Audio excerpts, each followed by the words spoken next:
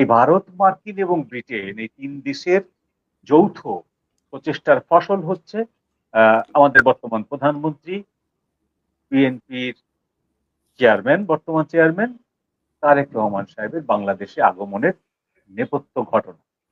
সমস্যা ওই একটাই যে চীন যেন বাংলাদেশের কোনো ভূখণ্ড ব্যবহার করে এখানে কোনো স্থাপনা গড়ে তুলতে না পারে। এই ব্যাপারটি সবসময় তারা মনিটরিং এর মধ্যে রেখেছে। তারেক রহমান সাহেব নির্বাচনে জয়ী হয়ে ক্ষমতায় আসার পর থেকে ভারত এই বিষয়টি মনিটরিং এ রেখেছে এবং ভারত যে প্রত্যাশা নিয়ে তারেক রহমান সাহেবের সাথে একটা এগ্রিমেন্টে এসেছিল, ভারতের সেই প্রত্যাশায় কিন্তু পানি পড়ে গেছে। যে বাংলাদেশে জঙ্গি কিছু ঘাঁটি তৈরি হচ্ছে এই মর্মে ভারতের খবর আছে ভারতের কাছে, এবং নির্দিষ্ট করে ভারতের গোয়েন্দা দপ্তর থেকে ভারতের সরকারের কাছে জানানো হয়েছে বাংলাদেশের বিশেষ কতগুলো জায়গায় নাম বলে সেই সব জায়গায় এই গোয়েন্দা ট্রেনিং সেন্টার গুলো, এই জঙ্গি ট্রেনিং সেন্টার গুলো গঠিত হয়েছে এবং সেইখানে পাকিস্তানের আইএসআই এর প্রত্যক্ষ মদত হয়েছে। দুবালের সঙ্গে বৈঠক করেছেন, আজকে গণমাধ্যমে দুবালের বৈঠকের প্রসঙ্গ এসেছে, যদিও ওই রিপোর্টে আহামরি কোনো তথ্য উপাত্ত আমরা দেখিনি, তারপরও অনেক কিন্তু তো জন্ম দিয়েছে বৈঠকটা। নিশ্চয়ই আপনার বিশ্লেষণটা যদি একটু শুনি। ধন্যবাদ। এটা খুব স্বাভাবিক একটি বিষয় যে আমাদেরকে যদি এই বিষয়টা নিয়ে আলোচনা করতে হয় তাহলে আপনি 6 মাস পেছনে যেতে হবে। তারেক রহমান সাহেব যখন বললেন যে দেশে ফেরা, আমার দেশে ফেরার ব্যাপারটা আমার সিদ্ধান্তের উপরে নির্ভরশীল না, এইটা অন্য একটি পক্ষের সিদ্ধান্তের উপরে নির্ভরশীল। কোন পক্ষ সেটি তিনি কখনোই কিন্তু খুলে বলেননি যে সেটা কোন পক্ষ, সেটা কোন দেশ বা কোনো একই দেশের কোনো সংস্থা কিংবা গোষ্ঠী, সেটি তিনি খুলে বলেন। ঠিক এর 7 দিন পর হঠাৎ করে আমরা দেখলাম যে তারেক রহমান সাহেবের বাংলাদেশের আগমনটা নিশ্চিত হল। তো এরপরেই আমরা জানলাম যে এই সময়কালের ভেতরে ভারতের একাধিক গোয়েন্দা কর্মকর্তা লন্ডনে তারেক রহমানের সঙ্গে বৈঠক করেছে। ভারতের গোয়েন্দা কর্মকর্তারা বৈঠক করেছেন, মার্কিন গোয়েন্দা কর্মকর্তারা বৈঠক করেছেন, মার্কিন পররাষ্ট্র দপ্তরের গোয়েন্দা কর্মকর্তারা বৈঠক করেছেন, ব্রিটেনের গোয়েন্দা কর্মকর্তারা বৈঠক করেছেন। এই ভারত, মার্কিন এবং ব্রিটেন এই তিন দেশের যৌথ প্রচেষ্টার ফসল হচ্ছে আমাদের বর্তমান প্রধানমন্ত্রী, বিএনপির বর্তমান চেয়ারম্যান তারেক রহমান সাহেবের বাংলাদেশে আগমনের নেপথ্য ঘটনা। যে জিনিসটি তিনি 7 দিন আগে বলছিলেন যে এটা আমার হাতে নেই বা আমার অন্য একটি পক্ষের হাতে, এবং সেই পক্ষটি হচ্ছে ইনভিজিবল, সেই ব্যক্তিটি কিন্তু 7 দিনের মাথায় হুট করে দেশে চলে আসে।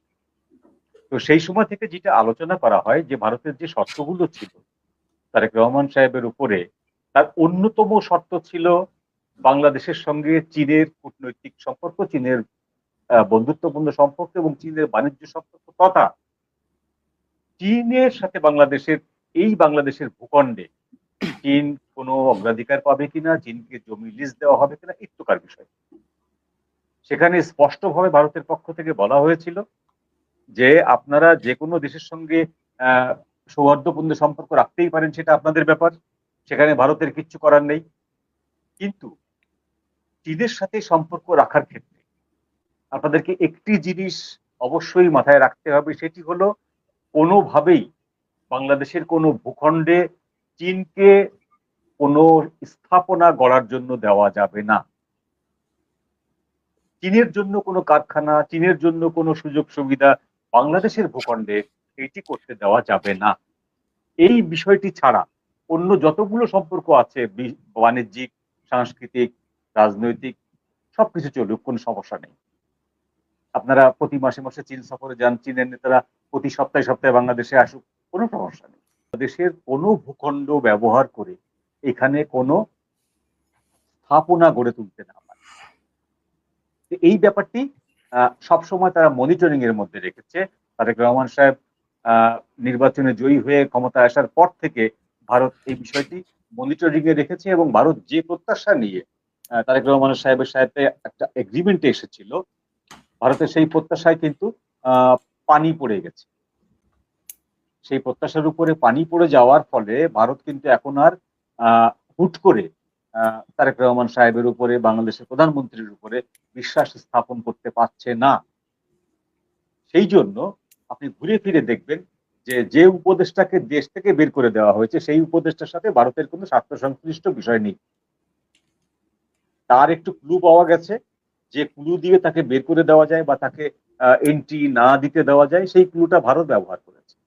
কিন্তু আপনি যেটি বলেননি সেটি হলো যে এই যে বিশেষ সামরিক উপদেষ্টা প্রধানমন্ত্রীর, এই ভদ্রলোক দিল্লি সফর করার আগে বাংলাদেশের ডিজিআইএফ এর প্রধান দিল্লি সফর করে এসছেন।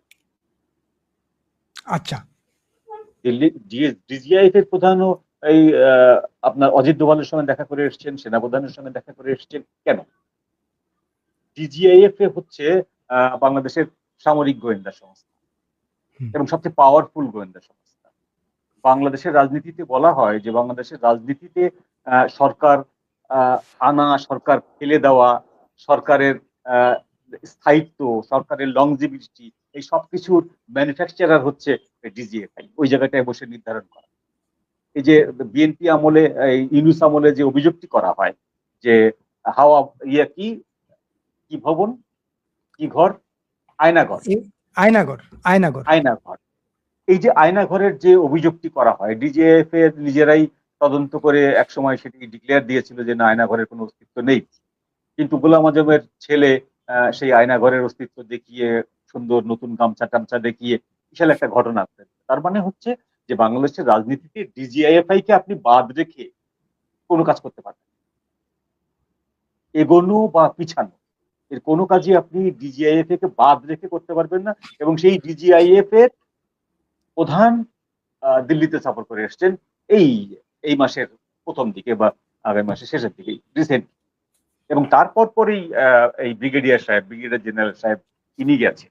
তো এই দুটো জিনিস সিগনিফিকেন্ট হচ্ছে এই জন্য যে এদের সাথে এই বিষয়টা নিয়ে আলোচনা করা হয়। ভারতের দুটো পয়েন্ট আছে এখানে। একটি হচ্ছে চীনের সাথে আমরা কি করছি, চীনকে আমরা আদৌ লালমনিরহাট বেসটাকে কন্ট্রাক্টে দিলাম কিনা, চীনকে আমরা সত্যি সত্যি মংলা পোর্টের কাজ করার জন্য ল্যান্ড রিকুইজিশন দিলাম কিনা, চীনের জন্য আমরা আনোয়ারাতে, চট্টগ্রামের আনোয়ারাতে কোনো এক্সপোর্ট প্রসেসিং জোনের নামে কোনো সামরিক স্থাপনা সেখানে করছি কিনা, এই বিষয়গুলো আছে।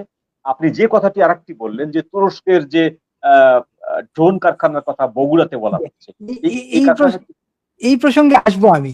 এই প্রসঙ্গে আপনার আলাদা করে তাহলে এখন যেটা হচ্ছে যে দুইজন ভদ্রলোক যে বাংলাদেশ থেকে গেলেন, তাদের সাথে ভারতের যে কথাগুলো হচ্ছে বা হতে পারে সেটি হলো চীনের সাথে আমাদের সম্পর্ক কতটুকু গভীর হচ্ছে। আর একটি বিষয় হলো যে বাংলাদেশে জঙ্গি কিছু ঘাঁটি তৈরি হচ্ছে, এই মর্মে ভারতের খবর আছে ভারতের কাছে, এবং নির্দিষ্ট করে ভারতের গোয়েন্দা দপ্তর থেকে ভারতের সরকারের কাছে জানানো হয়েছে বাংলাদেশের বিশেষ কতগুলো জায়গায় নাম বলে, সেই সব জায়গায় এই গোয়েন্দা ট্রেনিং সেন্টার গুলো, এই জঙ্গি ট্রেনিং সেন্টার গুলো গঠিত হয়েছে এবং সেইখানে পাকিস্তানের আইএসআই এর প্রত্যক্ষ মদত হয়েছে। তো আমার ধারণা যে এই বিষয়গুলো, এই দুটো বিষয় বিশেষ করে, যে বাংলাদেশের জঙ্গি ঘাঁটির বিষয়গুলো বিচ্ছিন্নভাবে কয়েকটি জায়গায় এবং বাংলাদেশে চীনের কোনো ল্যান্ড রিকুইজিশন দেওয়া হচ্ছে কিনা চীনের নামে, এই দুটো বিষয়কে নিশ্চয়তায় আনার জন্য আমাদের এই দূতাবাসের লোকদের সাথে, এই গুরুত্বপূর্ণ ব্যক্তিদের সাথে ভারতের বৈঠক হচ্ছে, ভারত কনসার্ন।